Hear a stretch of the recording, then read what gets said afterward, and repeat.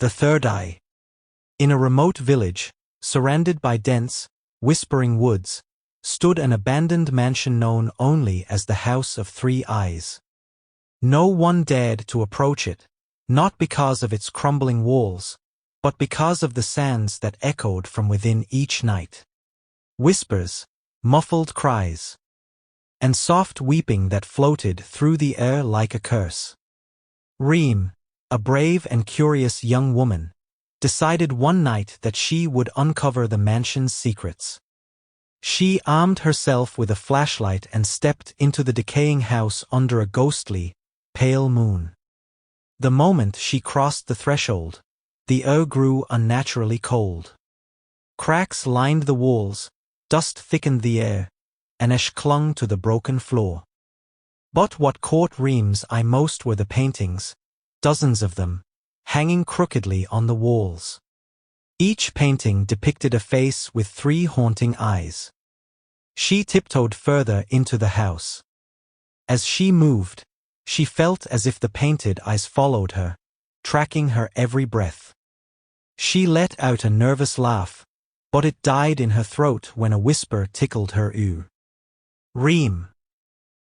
Spinning around, she found no one behind her. Swallowing her fear, Reem pressed on. Suddenly, her flashlight sputtered and died, plunging her into an abyss of darkness. In the heavy silence, she felt it, a cold, clammy hand gripping her wrist. She shrieked and fumbled with the flashlight, its weak beam finally sputtering back to life, revealing nothing but tiny clawed footprints etched in the dust. Panic swelled.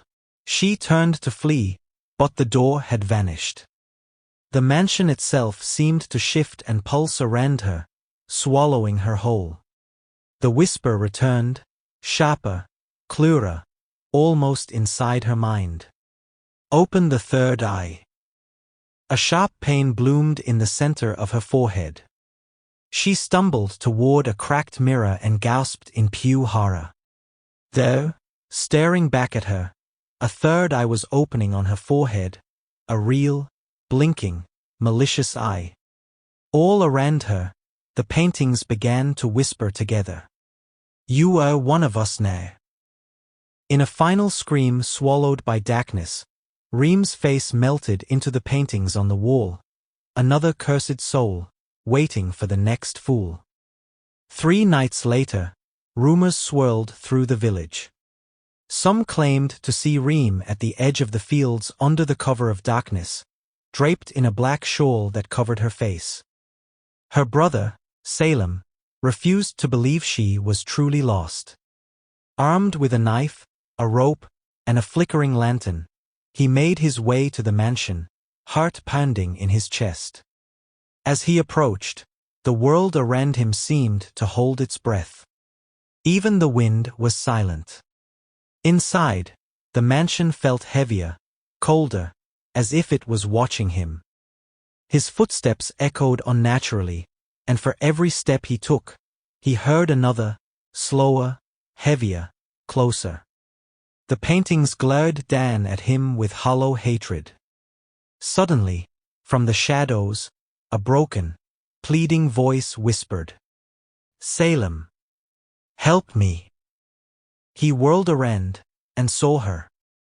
Reem stood in a darkened corner, her back to him. Her arms dangled lifelessly at her sides, and her body swayed as if suspended by invisible strings. Slowly, she turned, and the shawl slipped from her forehead. A third eye, wide and unblinking, glared straight into his soul. Frozen with terror, Salem tried to scream, but his voice failed him.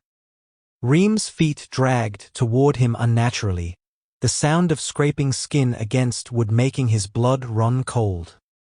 Her voice, twisted and dual-toned, whispered, Open your third eye, or never leave alive.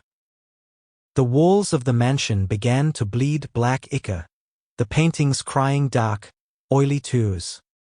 Pain pierced Salem's forehead, sharp and fiery, as visions of the mansion's dark past flooded his mind, the cursed children, the twisted adults, the silent suicides.